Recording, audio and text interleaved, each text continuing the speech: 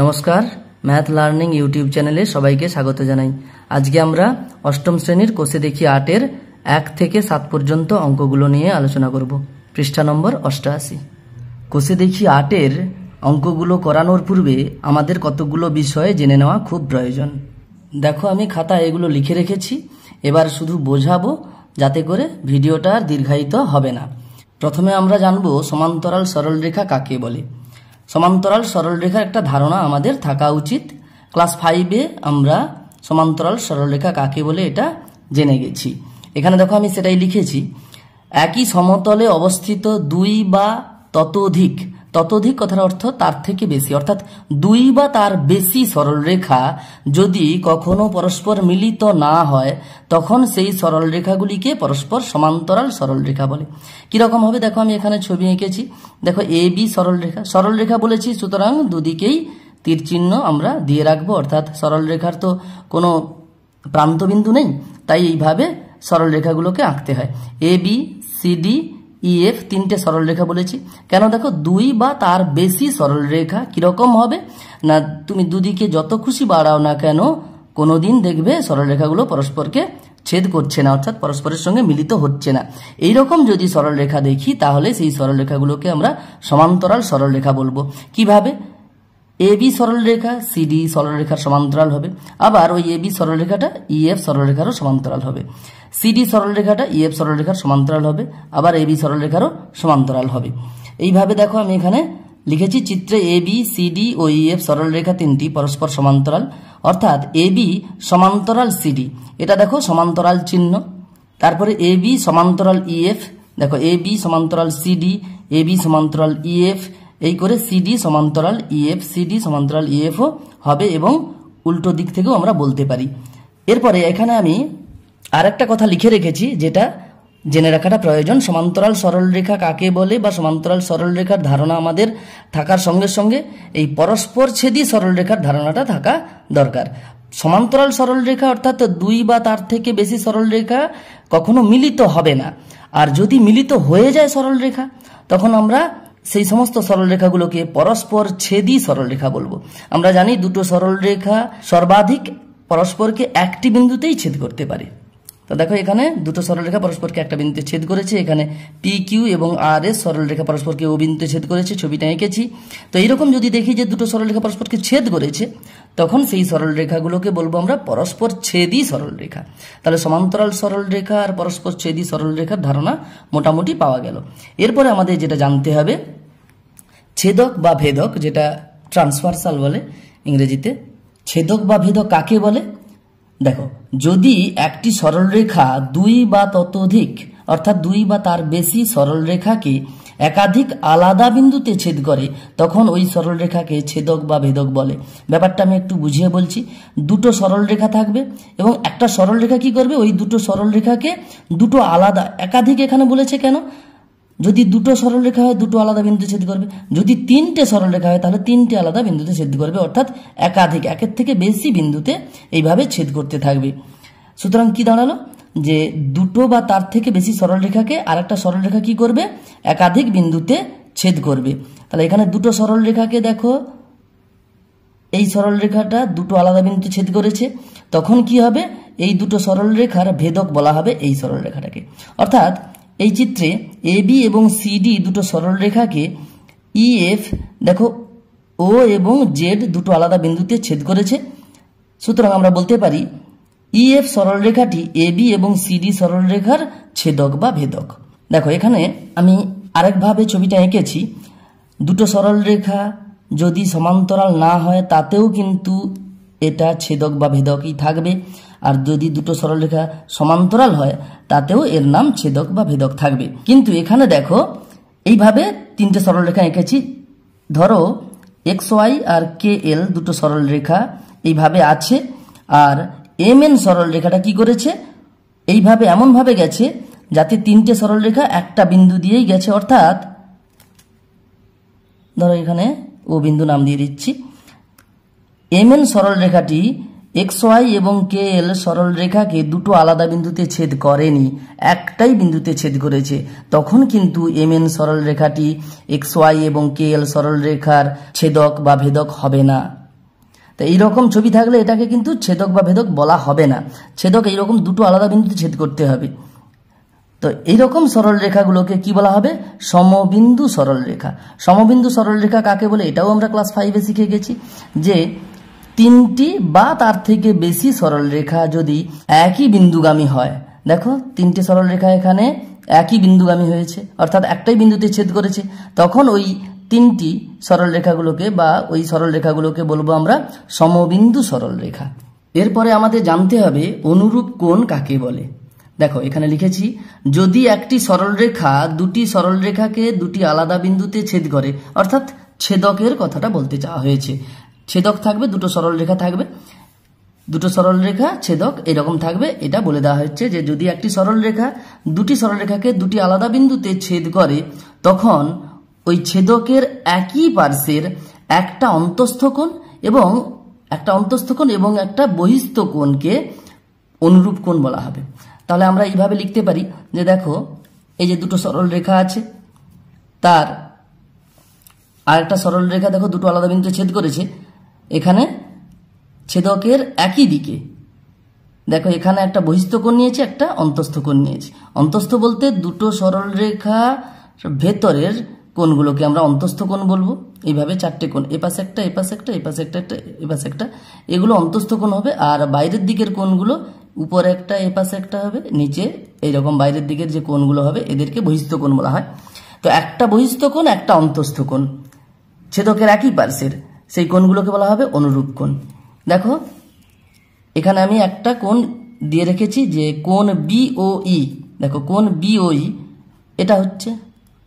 এটা বহিস্থ কোণ। আর দেখো কোণ DZO, দেখো কোণ DZO এটা দেখো অন্তস্থ কোণ হচ্ছে। তাহলে ছেদকের একই পার্শ্বের একটা বহিস্থ এবং একটা অন্তস্থ কোণ, এগুলো পরস্পর অনুরূপ কোণ হবে।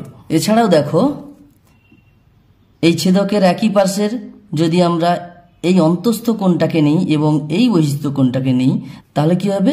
এই দুটো কোণও অনুরূপ কোণ হবে। অর্থাৎ আমরা লিখতে পারি কোণ BOZ এর অনুরূপ কোণ কোণ DZF। লিখতে পারি কোণ BOZ এর অনুরূপ কোণ DZF। এইভাবে আমরা এপাশেও লিখতে পারি এই কোণটার অনুরূপ কোণ হবে এটা, আর এই নিচের কোণটার অনুরূপ কোণ হবে এটা। দেখো এইভাবে যদি এপাশে যদি দেখি আমরা সরল রেখাগুলো সমান্তরাল আছে এবং এটা ছেদক বা ভেদক, তখনও কি হবে? একই রকম ভাবে এই কোণের অনুরূপ কোণ এটা লিখে রেখেছি এখানে। দেখো কোণ GIQ এর অনুরূপ কোণ, দেখো উপরেরটা নিয়েছি, এটা বহিস্থ কোণ আর এটা অন্তস্থ কোণ, ছেদকের একই পাশে আছে কোণ, এটা হবে SJI কোণ SJI কোণ। তাহলে দেখো এই কোণের অনুরূপ কোণ এটা। একই রকম ভাবে এই কোণের অনুরূপ কোণ এটা, আর এপাশে এই কোণের অনুরূপ কোণ এটা, আর এই কোণের অনুরূপ কোণ এটা। এইভাবে আমরা অনুরূপ কোণগুলো পেয়ে যাব। এখানে দেখো অনুরূপ কোণ সম্বন্ধে দুটো সূত্র জেনে রাখাটা খুবই ভালো। যদি দুটো সমান্তরাল সরল রেখাকে একটি ছেদক দুটো আলাদা বিন্দুতে ছেদ করে, অর্থাৎ সরল রেখাগুলো সমান্তরাল হবে এবং একটা ছেদক থাকবে, তখন অনুরূপ কোণগুলোর মান সমান হবে। তাহলে সমান্তরাল সরল রেখার ক্ষেত্রে অনুরূপ কোণগুলো সমান হবে। এবং ঠিক এর উল্টোটা যদি দেখি দুটো সরল রেখাকে আরেকটি সরল রেখা দুটো আলাদা বিন্দুতে ছেদ করেছে, সেক্ষেত্রে প্রতি জোড়া অনুরূপ কোণগুলো সমান হলে তখন আমরা বলবো এই দুটি সরল রেখা সমান্তরাল। তাহলে লিখছি আমি যে প্রতি জোড়া অনুরূপ কোণ সমান হলে তখন কি হবে? সরল রেখাগুলো সমান্তরাল হবে। আমি এটা আবার একবার বলছি, এই সূত্রটা অবশ্যই মনে রাখাটা দরকার। দুটো সমান্তরাল সরলরেখাকে যদি আরেকটি সরলরেখা দুটো আলাদা বিন্দুতে ছেদ করে, অর্থাৎ ছেদক যদি এরকম থাকে, তাহলে কি হবে, এই দুটো সমান্তরাল সরলরেখা হলে প্রতি জোড়া অনুরূপ কোণ সমান হবে। অর্থাৎ সমান্তরাল সরলরেখা হলে অনুরূপ কোণগুলো সমান হবে। আবার অনুরূপ কোণগুলো সমান হলে তখন কি হবে, এই সরলরেখা দুটো কি হবে, সমান্তরাল হবে। তাহলে এই দুটো সূত্র একটু মনে রাখতে হবে। এছাড়া আমাদের যেটা জানতে হবে, একান্তর কোণ। একান্তর কোণ কাকে বলবো, যদি একটি সরলরেখা দুটো সরলরেখাকে দুটি আলাদা বিন্দুতে ছেদ করে, অর্থাৎ আবার সেই একই ব্যাপার, ছেদকের ধারণা থাকবে সেখানে, তখন ছেদকের বিপরীত পার্শ্বের দুটি দূরবর্তী অন্তস্থ কোণকে একান্তর কোণ বলে। দেখো কিভাবে, এরকম দুটো সরলরেখাকে একটা সরলরেখা দুটো আলাদা বিন্দুতে ছেদ করেছে, তখন কি হবে, এই ছেদকের দুটো বিপরীত পার্শ্বে হবে। অনুরূপ কোণের বেলায় একই পাশে ছিল, আর একান্তর কোণের বেলায় কি হবে, দুটো বিপরীত পাশে। এই কোণটা যদি আমরা এ পাশে নেই, এই কোণটা এ পাশে হবে। প্রথম কথা, তাহলে ছেদকের বিপরীত পাশে কোণ হবে, এবং তার সঙ্গে সঙ্গে কি হবে, দুটো কোণই অন্তস্থ কোণ হবে এবং দূরবর্তী অন্তস্থ কোণ হবে। দেখো, এটাও অন্তস্থ কোণ, এটাও অন্তস্থ কোণ, এটা এ পাশে, এটা এ পাশে, মানে দুটো বিপরীত পাশে ছিল, কিন্তু এটা কিন্তু দূরবর্তী অন্তস্থ কোণ নয়, এর দূরবর্তী নয় এটা। তাহলে কি হবে, এর দূরবর্তী অন্তস্থ কোণ এ পাশে কি আছে, এটা। সুতরাং আমরা লিখতে পারি কোণ এ ও জেড, কোণ এ ও জেড এর একান্তর কোণ এইটা হবে, কোণ ডি জেড ও এটা হবে। একই রকম ভাবে এই কোণের একান্তর কোণ এটা হবে। তাহলে লিখতে পারি আমরা কোণ বি ও, এটা ও ছিল, কোণ বি ও জেড, কোণ বি ও জেড এর একান্তর কোণ কোনটা হবে, এই কোণের একান্তর কোণ এটা, কোণ সি জেড ও। তাহলে এই কোণটা, তাহলে এই কোণের একান্তর কোণ এটা, এই কোণের একান্তর কোণ এটা। এবার দেখো, এটা যদি সমান্তরাল সরলরেখা হয় তখন কি হবে, সমান্তরাল সরলরেখা, এরকম দুটো যদি সমান্তরাল সরলরেখা থাকে, একটি সরলরেখা সেই দুটি সমান্তরাল সরলরেখাকে দুটো আলাদা বিন্দু যদি ছেদ করে, অর্থাৎ এটা যদি ছেদক হয়, তখন কি হবে, একই ব্যাপার, এরকম ছেদকের বিপরীত পার্শ্বে দুটি অন্তস্থ দূরবর্তী কোণ হবে, দুটি দূরবর্তী অন্তস্থ কোণ হবে। মানে এটা একটা অন্তস্থ কোণ, এর কাছে যে অন্তস্থ কোণ আছে এটা, আর এর দূরে যে অন্তস্থ কোণ আছে এটা বিপরীত পার্শ্বে আছে। তো এই দুটো কোণ তখন কি হবে, একান্তর কোণ হবে। সেই একই রকম ভাবে দেখো, কোণ কিউ আই জে, কোণ কিউ আই জে এর একান্তর কোণ এ পাশটা কোণ আর জে আই, এটা লিখেছি। আর এই কোণের একান্তর কোণ হবে এটা, উল্টোটা। তাহলে কি হবে, কোণ পি আই জে, কোণ পি আই জে এর একান্তর কোণ, তাহলে কোণ পি আই জে এটা, এটার একান্তর কোণ এ পাশেরটা কোণ এস জে আই, কোণ এস জে আই। আমি আরেকবার বলে দিচ্ছি এখানে, দেখো, সমান্তরাল সরলরেখা হলে তখন অনুরূপ কোণগুলো সমান হবে, কিন্তু যদি পরস্পর অর্থাৎ অসমান্তরাল সরলরেখা যদি হয় তখন কিন্তু অনুরূপ কোণগুলো সমান হবে না। একই রকম ভাবে একান্তর কোণগুলোর বেলাতেও অসমান্তরাল সরলরেখা যদি হয় তখন একান্তর কোণগুলো সমান হবে না, কিন্তু সমান্তরাল সরলরেখার ক্ষেত্রে একান্তর কোণগুলোর মান সমান হবে। এখানেও সেই একই রকম ভাবে অনুরূপ কোণের যে দুটো সূত্র বলেছিলাম সেই একই রকম সূত্রগুলো এখানেও হবে। মনে রাখবে এই সূত্রটা, অনুরূপ কোণের যে সূত্রটা, আর একান্তর কোণের ক্ষেত্রেও এই সূত্রটা অবশ্যই মনে রাখবে। সেটা আমি বলে দিচ্ছি যে দুটো সমান্তরাল সরলরেখাকে, একটি সরলরেখা যদি দুটো আলাদা বিন্দুতে ছেদ করে, অর্থাৎ এটা যদি ছেদক হয়, তাহলে উৎপন্ন একান্তর কোণগুলোর মান সমান হবে। তাহলে সমান্তরাল সরলরেখা হলে একান্তর কোণগুলোর মান সমান হবে, যেমন ভাবে অনুরূপ কোণগুলোর মান সমান হয়েছিল। আর ঠিক এর উল্টোটা, অনুরূপ কোণের বেলায় যেমন বলেছিলাম সেই একই রকম, যদি দেখা যায় দুটো সরলরেখাকে আর একটি সরলরেখা দুটো আলাদা বিন্দুতে ছেদ করেছে, সেক্ষেত্রে উৎপন্ন একান্তর কোণগুলির মান সমান, তখন আমরা এই দুটো সরলরেখাকে কি বলবো, সমান্তরাল সরলরেখা। এইভাবে আমরা একান্তর কোণ এবং অনুরূপ কোণের সূত্রগুলো আমরা অবশ্যই মনে রাখতে পারবো। দেখো, আরো দুটো সূত্র মনে রাখতে বলেছি আমি, যদি দেখা যায় এরকম দুটো সরলরেখা সমান্তরাল হয়েছে এবং আরেকটি সরলরেখা ওই দুটো সরলরেখাকে দুটো আলাদা বিন্দুতে ছেদ করেছে, তখন অন্তস্থ কোণগুলোর ক্ষেত্রে ছেদকের একই পাশের অন্তস্থ কোণগুলোর যোগফল 180 ডিগ্রি হবে।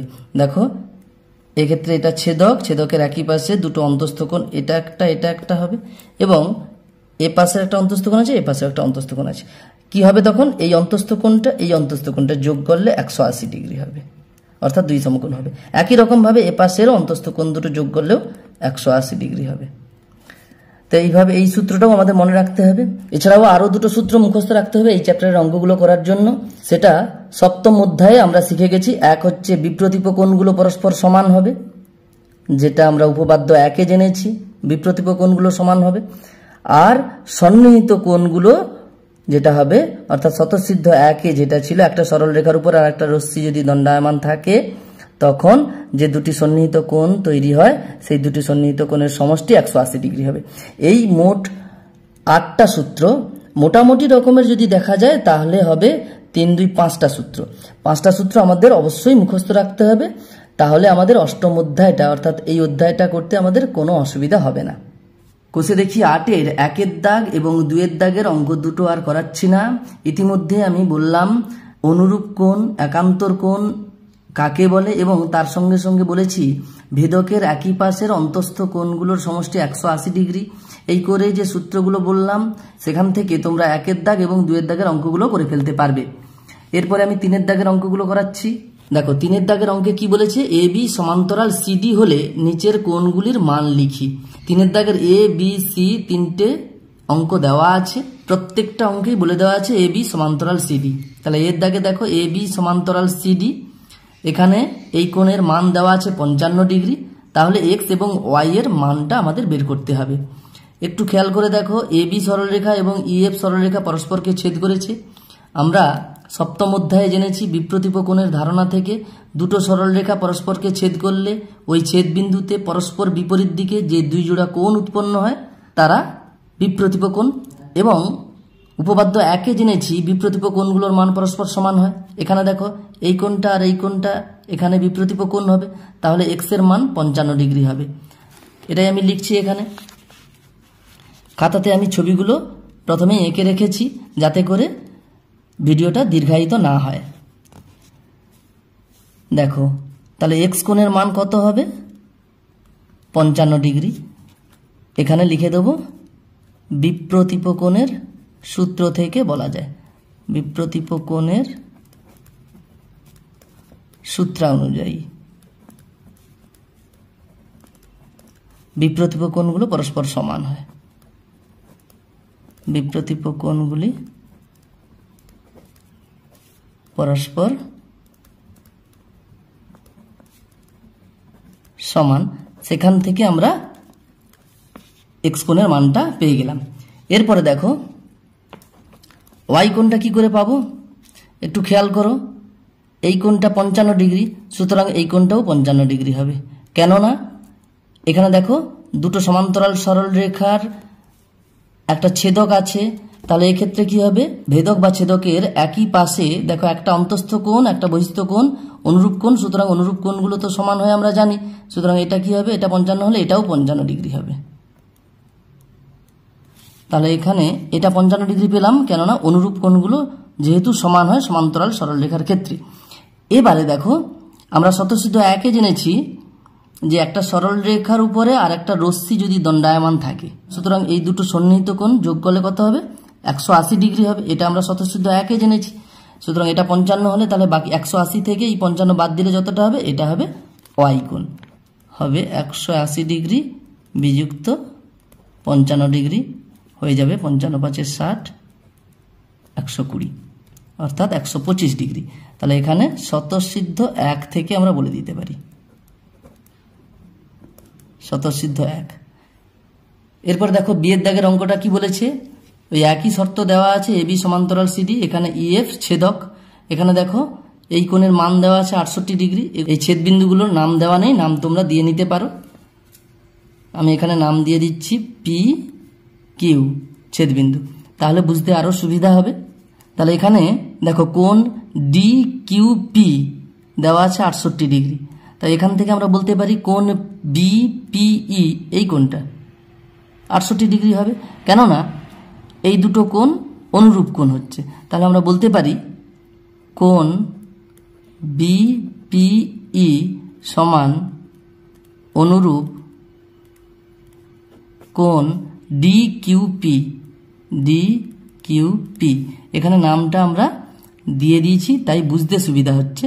প্রশ্নে কিন্তু নাম দেওয়া নেই, তাই সরাসরি এটা শর্ট প্রশ্ন থাকে, তোমরা সরাসরি উত্তরটা হিসাব করে বসিয়ে দিতে পারবে x সমান কত ডিগ্রি। তাহলে এটা 68 ডিগ্রি, সুতরাং এটাও 68 ডিগ্রি হয়ে গেল, সমান 68 ডিগ্রি। দেখো এবারে এবি সরলরেখার উপরে পি রশ্মি দণ্ডায়মান, সুতরাং বিপিই কোণ বিপিই এবং কোণ এপিই এরা দেখো দুটো সন্নিহিত কোণ, তাহলে এদের যোগফল কত হবে? 180 ডিগ্রি হবে। আমরা স্বতঃসিদ্ধ 1 এ জেনেছি এটা, যে একটা সরলরেখার উপরে একটা রশ্মি দণ্ডায়মান থাকলে যে দুটি সন্নিহিত কোণ সৃষ্টি হয় তাদের সমষ্টি অর্থাৎ যোগফল 180 ডিগ্রি হয়। সুতরাং এটা যদি 68 ডিগ্রি হয় তাহলে এটা কত হবে? 180 থেকে 68 বিয়োগ করে দিলে বাকিটা পড়ে থাকবে, এক্স এর মান আমরা পেয়ে যাবো এইভাবে। অতএব লিখতে পারি যেহেতু এ বি সরলরেখার উপর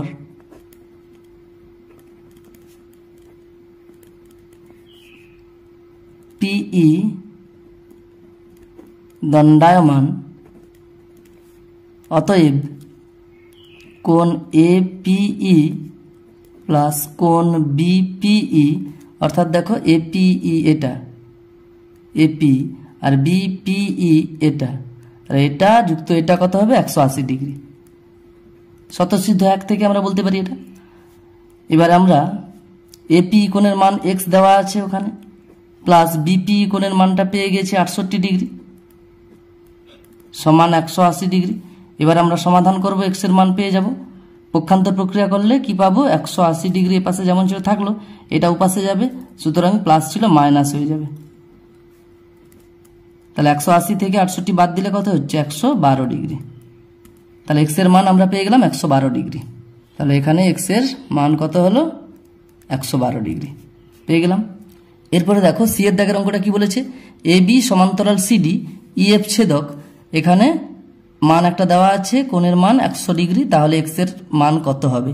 এখানেও আমরা ছেদবিন্দুর নাম দেওয়া নেই, এই ছেদবিন্দু আমরা নিজে থেকে ধরে নিতে পারি এম এন। এবার দেখো এই কোণটা যদি 100 ডিগ্রি হয় তাহলে এই কোণটাও 100 ডিগ্রি হবে, কেননা দুটো সমান্তরাল সরলরেখা, একটা ছেদক আছে, ছেদকের একই পাশের একটা অন্তস্থ কোণ এবং একটা বহিস্থ কোণ পরস্পর অনুরূপ কোণ হয়, এবং সমান্তরাল সরলরেখার ক্ষেত্রে অনুরূপ কোণগুলোর মান সমান হয়। সুতরাং এটা 100 ডিগ্রি হলে এটাও 100 ডিগ্রি হবে, এই দুটো অনুরূপ কোণ, তাই এটাও 100 ডিগ্রি হবে। তাহলে আমরা ওটা লিখতে পারি যে কোণ ডিএনএফ সমান অনুরূপ কোণ বিএমএন সমান পেয়ে গেলাম। তাহলে এটা কত? এটা 100 ডিগ্রি দেওয়া আছে, তাহলে এটা ডিএনএফটা কত পেলাম? 100 ডিগ্রি। এটা 100 ডিগ্রি পেয়ে গেছি। আবার দেখো সেই একই রকম স্বতঃসিদ্ধ 1 থেকে আমরা বলতে পারি একটা সরলরেখার উপর আর একটা রশ্মি দণ্ডায়মান আছে, সুতরাং সন্নিহিত কোণ দুটো যে তৈরি হয়েছে তাদের যোগফল 180 ডিগ্রি। এটা যদি 100 ডিগ্রি হয় তাহলে এটা বাকি 80 ডিগ্রি হবে, তবে গিয়ে 100 আর 80 যোগ করলে 180 হয়ে যাচ্ছে। সুতরাং আমরা বলতে পারি যেহেতু সিডি সরলরেখার উপর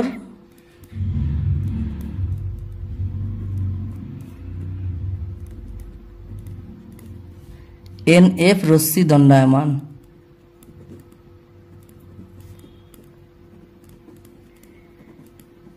অতএব কোণ ডিএনএফ প্লাস কোণ সিএনএফ 180 ডিগ্রি হবে। আমরা এটাকে সমাধান করলে পেয়ে যাব ডিএনএফ 100 ডিগ্রি প্লাস সিএনএফ দেওয়া আছে এক্স সমান 180 ডিগ্রি। এবার দেখো সরাসরি করে দিচ্ছি, এক্স সমান এটা গিয়ে ওখানে বিয়োগ হয়ে যাবে, তাই 180 থেকে 100 বাদ দিলে হয়ে যাবে 80 ডিগ্রি। এর উত্তর হয়ে যাবে, তাহলে এটা 80 ডিগ্রি হবে। এরপরে দেখো 4 দাগের অঙ্কটা কি বলেছে? পাশের ছবির এক্স ওয়াই সমান্তরাল পি কিউ। দেখো এক্স ওয়াই পি কিউ দুটো সরলরেখা সমান্তরাল বলে দেওয়া আছে, এটা সমান্তরাল চিহ্ন। 7টি কোণের মান লিখি। এখানে 1 2 3 4 5 6 7 করে 7টা কোণ আলাদা করে দেওয়া আছে, এই 7টা কোণের মানটা আমাদের বের করতে বলা হয়েছে। দেখো আমি খাতাতে এখানে ছবি এঁকে নিয়েছি। দেখো এক্স ওয়াই সমান্তরাল পি কিউ, একটা কোণের মান দেওয়া আছে 50 ডিগ্রি, বাকি 7টা কোণের মান আমাদের বের করতে হবে। খেয়াল করে দেখো এই দুটো সরলরেখা পরস্পরকে ছেদ করেছে এখানে, সুতরাং এটা 50 ডিগ্রি হলে এটাও 50 ডিগ্রি হবে, কেননা বিপ্রতীপ কোণ পরস্পর সমান। তাহলে আমরা লিখতে পারি দুই কোণ কোণ 2 সেটা কত হবে? 50 ডিগ্রি হবে। কেন? এটা বিপ্রতীপ কোণ।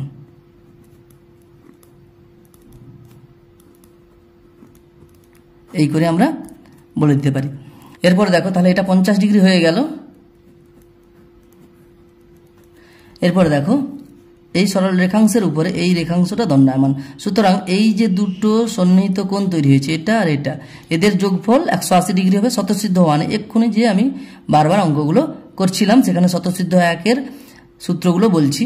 সুতরাং 1 আর 2 যোগ করলে 180 ডিগ্রি হবে, তার মধ্যে 2 50 ডিগ্রি বেরিয়ে গেছে, তাহলে 1 কত হবে? 180 থেকে 50 বিয়োগ করব, তাহলে কোণ 1 সমান 180 ডিগ্রি মাইনাস 50 ডিগ্রি সমান হয়ে যাবে 130 ডিগ্রি। হয়ে গেল। স্বতঃসিদ্ধ 1 থেকে এটা আমরা বলে দিতে পারি। এবার 1 কোণ যত হবে এটা বেরিয়েছে কত? 130 ডিগ্রি।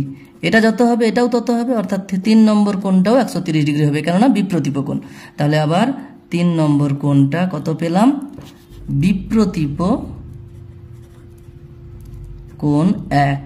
তাহলে 3 নম্বর কোণটা 1 নম্বর কোণের বিপ্রতীপ কোণ, তাই 1 নম্বর কোণের মান যত সেটাই হয়ে যাবে 3 নম্বর কোণের মান। এরপরে 4 নম্বর কোণ কত হবে? একটু খেয়াল করে দেখো, এটা সমান্তরাল বলে দেওয়া আছে, এটা ছেদক, তাই ছেদকের একই পাশে একটা বহিস্থ কোণ একটা অন্তস্থ কোণ সমান হবে, তাই 1 আর 4 সমান হবে, আর 2 আর 7 সমান হবে। অনুরূপ কোণের ধারণা থেকে আমরা এটা বলতে পারি। সুতরাং 4 নম্বর কোণটা হবে সমান অনুরূপ 1 নম্বর কোণ। তাহলে 1 নম্বর কোণ কত আছে? 130 ডিগ্রি, তাই 4 নম্বর কোণের মানও 130 ডিগ্রি হবে। একইভাবে কোণ 7 হবে অনুরূপ 2 নম্বর কোণ। দেখো ছেদকের একই পাশে একটা বহিস্থ একটা অন্তস্থ, সুতরাং 2 নম্বর কোণ আর 7 নম্বর কোণ অনুরূপ কোণ, আর যেহেতু সমান্তরাল সরল রেখা আছে তাই অনুরূপ কোণগুলোর মান সমান হবে। তাহলে 7 নম্বর কোণের মান কত হবে? 50 ডিগ্রি। হয়ে গেল। এরপরে 5 নম্বর কোণ আর 6 নম্বর কোণ। 5 নম্বর কোণটা কত হবে? আমরা এইভাবে অনুরূপ কোণের একই রকমভাবে 4 আর 7 যেমন বের করেছি ওইভাবে বলতে পারি, না হলে বলে দিতে পারি যে 7 নম্বর কোণের বিপ্রতীপ কোণ 5 নম্বর কোণ। তাহলে এখানে লিখব বিপ্রতীপ 7 নম্বর কোণ, সুতরাং 50 ডিগ্রি হবে। 7 নম্বর কোণের মান যত 5 নম্বর কোণের মান তত হবে। যেহেতু দুটো সরলরেখা পরস্পরকে ছেদ করেছে তাই বিপ্রতীপ কোণগুলো তৈরি হয়েছে। বিপ্রতীপ কোণের মান আমরা জানি সমান হয়, তাই 5 নম্বর কোণের মান 50 ডিগ্রি হবে। 6 নম্বর কোণের মান কত হবে? 4 নম্বর কোণের মান যত তত হবে 6 নম্বর কোণের মান, কেননা বিপ্রতীপ কোণ সমান হবে। তো বিপ্রতীপ 4 নম্বর কোণ কত হবে? 4 নম্বর কোণের মানটা আমরা পেয়ে গেছি 130 ডিগ্রি, তাই এটাও 130 ডিগ্রি হবে। এরপরে 5-এর দাগের অঙ্কগুলো কি বলেছে? নিচের A B O C D সরলরেখা দুটি সমান্তরাল কিনা কোণের মান দেখে যুক্তি দিয়ে লিখি। এটা খুবই ভালো অঙ্ক। 3-এর দাগ আর 4-এর দাগের ঠিক উল্টো রকমভাবে এই অঙ্কগুলো করতে হবে। দেখো আমি 5-এর দাগের অঙ্কগুলোর ছবি এখানে আমি খাতাতে করে নিয়েছি। এ বি এবং সিডি দুটো সরলরেখা দেওয়া আছে। ইএফ সরলরেখা ওই দুটি সরলরেখাকে দুটো আলাদা বিন্দুতে ছেদ করেছে। এবারে এখানে প্রশ্নেই এই কোণের মান 125 ডিগ্রি এবং এই কোণের মান 30 ডিগ্রি বলে দেওয়া আছে। আমরা সূত্র জেনে গেছি যে ভেদকের একই পাশে অন্তস্থ কোণ দুটির সমষ্টি 180 ডিগ্রি হলে তাহলে এই সরলরেখা দুটি সমান্তরাল হবে। এরকম দুটো সূত্র ছিল। যদি সমান্তরাল হয় তাহলে এই যে দুটো কোণ হয় তাদের যোগফল 180 ডিগ্রি হবে, আবার ঠিক উল্টোটা এই দুটো কোণের যোগফল 180 ডিগ্রি হলে তাহলে এই দুটো সমান্তরাল হবে। এখানে দেখো এখানে দুটো কোণ দেওয়া আছে 125 ডিগ্রি 30 ডিগ্রি, এদের যোগ করলে দেখা যাচ্ছে 125 যুক্ত 30 155 হবে, 180 ডিগ্রি হচ্ছে না। সুতরাং আমরা বলতে পারি A B R C D সমান্তরাল হবে না। তাহলে লিখব যেহেতু 125 ডিগ্রি প্লাস 30 ডিগ্রি সমান 155 degree is not equal to 180 degree. সুতরাং আমরা বলতে পারি এ বি ও সিডি সমান্তরাল নয়।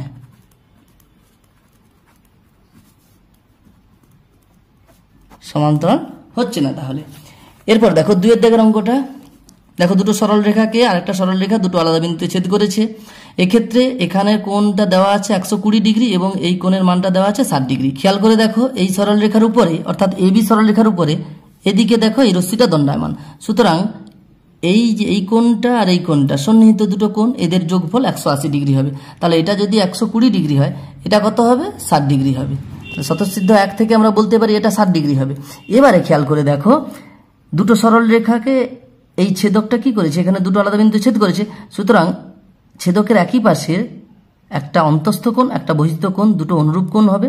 এই দুটো অনুরূপ কোণ যদি সমান হয়ে যায় তখন এই দুটো সরল রেখা সমান্তরাল হবে। অনুরূপ কোণের দুটো সূত্র আমি বলেছিলাম, তাতে বলেছিলাম যে অনুরূপ কোণগুলো যদি সমান হয় তাহলে এই সরল রেখা দুটো সমান্তরাল হবে, আবার এই সরল রেখা দুটো যদি সমান্তরাল হয় তাহলে অনুরূপ কোণগুলো সমান হবে। এক্ষেত্রে দেখতে পাচ্ছি অনুরূপ কোণগুলোর মান সমান আছে, সুতরাং আমরা বলতে পারি এবি এবং সিডি সরল রেখা দুটি সমান্তরাল, যেহেতু অনুরূপ কোণগুলোর মান সমান। তাহলে এখানে দেখতে পাচ্ছি যেহেতু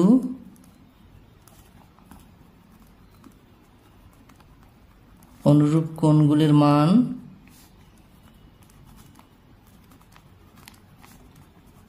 সমান, অতএব এবি সমান্তরাল সিডি। এরপরে দেখো 3 দাগের অঙ্কটা, এখানে এবি সিডি দুটো সরল রেখা দেওয়া আছে এবং ইএফ সরল রেখা ওই এবি এবং সিডি সরল রেখাকে দুটো আলাদা বিন্দুতে ছেদ করেছে। এক্ষেত্রে দেখো এই কোণটা 75 ডিগ্রি এবং এই কোণটা 95 ডিগ্রি দেওয়া আছে। এখন দেখো ইএফ সরল রেখার উপরে এটা দণ্ডায়মান, এটা একটু নাম দিয়ে দিতে পারি আমরা, ও নাম দিয়ে দিলাম। দেখো ইএফ সরল রেখার উপরে ও বি রশ্মি দণ্ডায়মান, তাই এই কোণটা আর এই কোণটা এই দুটো সন্নিহিত কোণ তৈরি হয়েছে এবং এই দুটো সন্নিহিত কোণের সমষ্টি 180 ডিগ্রি হয়। স্বতঃসিদ্ধ 1 থেকে আমরা বলতে পারি, সুতরাং এটা 75 ডিগ্রি হলে এটা হবে 180 থেকে 75 বাদ দিলে 105 ডিগ্রি। এরপরে এই ছেদকের একই পাশে একটা অন্তস্থ কোণ একটা বহিস্থ কোণ, এটা কি হবে? অনুরূপ কোণ হবে। দেখো এখানে 105 ডিগ্রি এই কোণটা অর্থাৎ কোণ বি ও এফ, আর এইখানে যে এখানে যদি নাম দিই আমরা ও পি, তাহলে কোণ ডিপিএফ কোণ এটা 95 ডিগ্রি। এই কোণ আর এই কোণ কি হচ্ছে? অনুরূপ কোণ। দেখো এক্ষেত্রে অনুরূপ কোণগুলোর মান সমান হচ্ছে না। তাহলে আমরা জানি যদি অনুরূপ কোণগুলোর মান এইভাবে যদি সমান হতো তাহলে কিন্তু এই দুটো সরলরেখা অর্থাৎ এবি আর সিডি সরলরেখা দুটো সমান্তরাল হতো। তাহলে এক্ষেত্রে অনুরূপ কোণগুলোর মান সমান হচ্ছে না, সুতরাং এটা সমান্তরাল নয়। তাহলে আমরা বলতে পারি কোণ বি ও পি এবং কোণ ডিপিএফ, বি ও পি বলতে এটা আর কোণ ডিপিএফ বলতে এটা, এই দুটো কোণ ডিপিএফ অনুরূপ কোণ এবং তারা অসমান, অতএব এবি এবং সিডি সমান্তরাল নয়।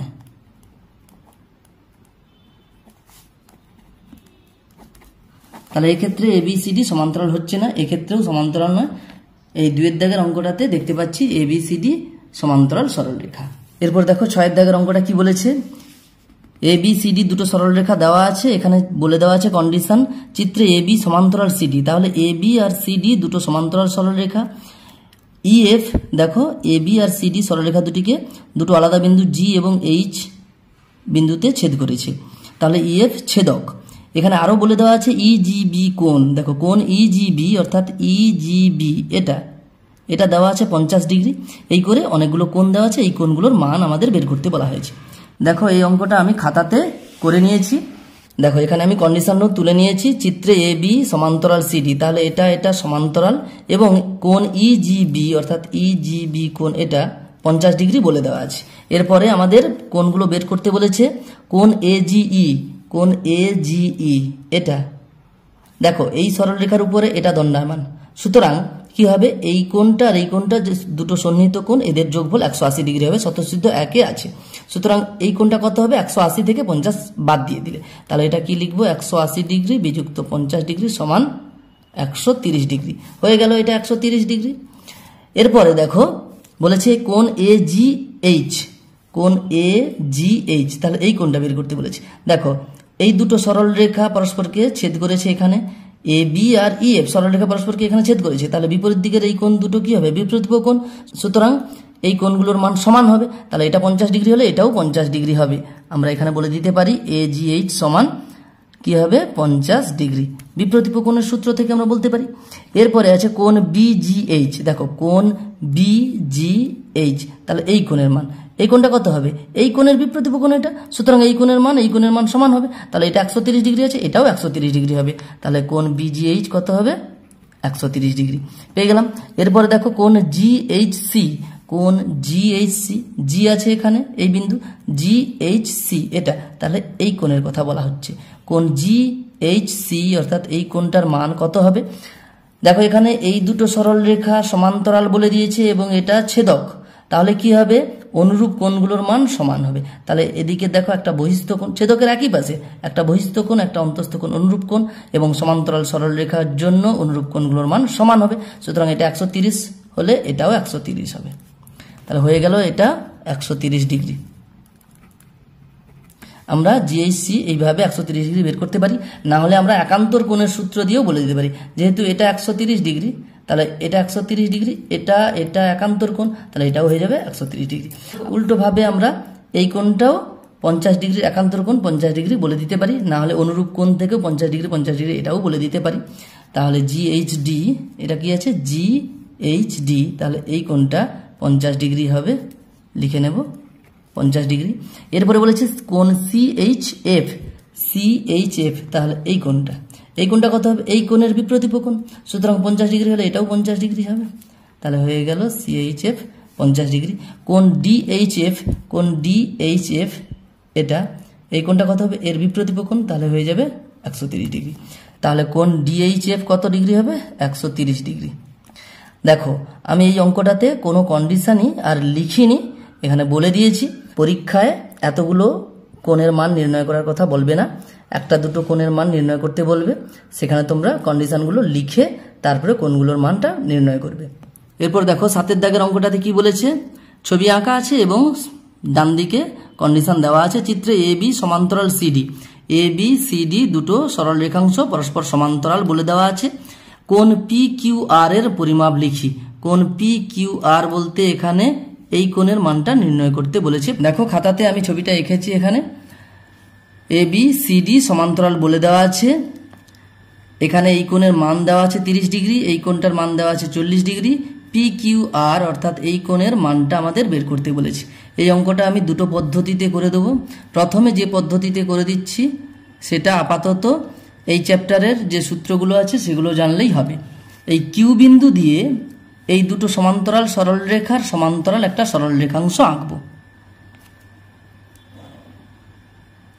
দেখো মোটামুটি নাম দিচ্ছি EF, একটা সরল রেখাংশ যেটা কিনা AB এবং CD এর সমান্তরাল, যে কোনো একটা সমান্তরাল হলে আরেকটারও সমান্তরাল হয়ে যাবে। তাহলে আমি এখানে বলতে পারি অঙ্কন হিসেবে কি করলাম? কিউ বিন্দু দিয়ে AB রেখাংশের সমান্তরাল EF অঙ্কন করিলাম।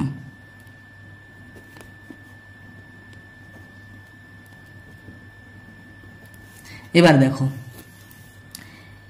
তাহলে AB সমান্তরাল EF আর PQ ছেদক।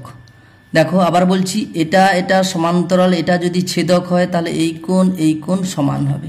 কেন? একান্তর কোণ। বলতে পারি AB সমান্তরাল EF, PQ ছেদক। অতএব APQ কোণ অর্থাৎ কোণ APQ সমান একান্তর কোণ FQP। অতএব আমরা বলতে পারি কোণ FQP অর্থাৎ এইটা কত ডিগ্রি হবে? 30 ডিগ্রির কোণের সমান হবে, অর্থাৎ 30 ডিগ্রি হবে। হয়ে গেল, তাহলে এটা 30 ডিগ্রি। একই রকম ভাবে দেখো EF আর সিডি দুটো সমান্তরাল সরলরেখা। আবার বলতে পারি ইএফ সমান্তরাল সিডি এবং কিউআর ছেদক, কিউআর ছেদক। তাহলে অতএব দেখো এই কোণের একান্তর কোণ এটা, দেখো এটা এটা সমান্তরাল, এটা ছেদ করেছে, তাহলে এই কোণ আর এই কোণ একান্তর কোণ হবে। তাহলে কোণ এফ কিউ আর, কোণ এফ কিউ আর সমান একান্তর কোণ সি আর কিউ, সি আর কিউ সমান, তাহলে এটা 40 ডিগ্রি হলে এটাও 40 ডিগ্রি হবে, হয়ে গেল 40 ডিগ্রি।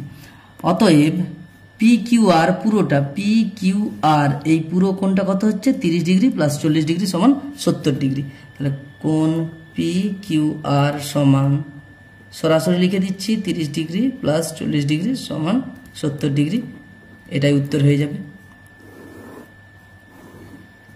এবার দেখো দ্বিতীয় পদ্ধতি বা বিকল্প পদ্ধতি। এই পদ্ধতিটা যে দেখাবো এটা কিন্তু গোটা বই যখন পড়া হয়ে যাবে তখন এই পদ্ধতিতে অঙ্কটা করা যাবে, তার আগে এই পদ্ধতিতে অঙ্ক করা যাবে না। দেখো এটা কি করতে হবে, এক্ষেত্রেও অঙ্কন করতে হবে। আমি কি করব, পি কিউ সরল রেখাংশটাকে বাড়িয়ে দেব, বর্ধিত করব, যেটা সিডি সরল রেখাংশকে নাম দিয়ে দিলাম এম বিন্দুতে ছেদ করবে। তাহলে অঙ্কন এখানে কি করলাম, পি কিউ রেখাংশকে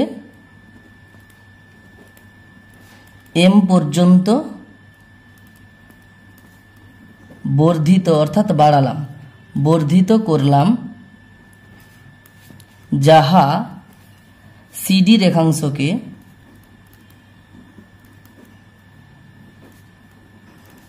এম বিন্দুতে ছেদ করেছে, এম বিন্দুতে